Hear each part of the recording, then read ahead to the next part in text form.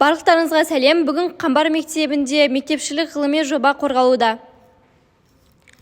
Hello everyone, my scientific project is the world in 50 years. Why this topic is relevant? Because this topic researches how our world will shape in the next 50 years.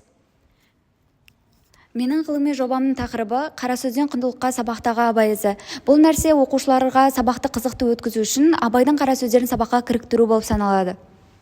Менің ғылыми жобамның тақырыбы Герон фонтаны және ауа ылғалдылығының адам өміріне маңызы болып табылады. Бұл өте өзекті тақырып, себебі ауа ылғалдылығы адамның психологиялық әсеріне тыныштық әкеледі. Менің ғылыми жобамның тақырыбы климаттың өзгеруі 21 ғасырдың басты мәселесі деген тақырып.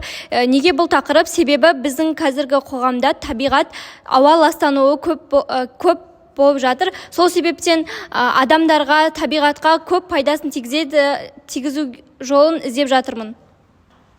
Менің тақырыбым қазақ ертегілерін комикс түрінде жаңғырту. Себебі қазіргі кезде балалардың көбі телефон, гаджет, планшеттер қолданады. Ал біз өзіміздің қазақ ертегілерімізді қазіргі балаларға көрсетуіміз қажет.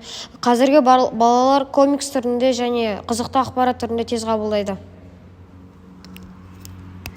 Менің тақырыбым Қазақстан тарихындағы аңыздар мен мифтердің шынайылығы. Менің бұл тақырып таңдаған себебім қазіргі таңдағы жастарға ұлттық құндылықты дәріптеу және де миф пен аңызды тек қана әдебиетте ғана емес, тарихта да қолдану.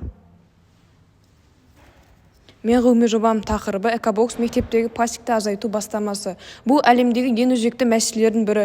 Себебі қазіргі таңда бір ретті қолданатын пластик бөтелкелері өте көп қолданады. Сол үшін біз жобамызды мектептен бастаймыз деген шешім қабылдадық.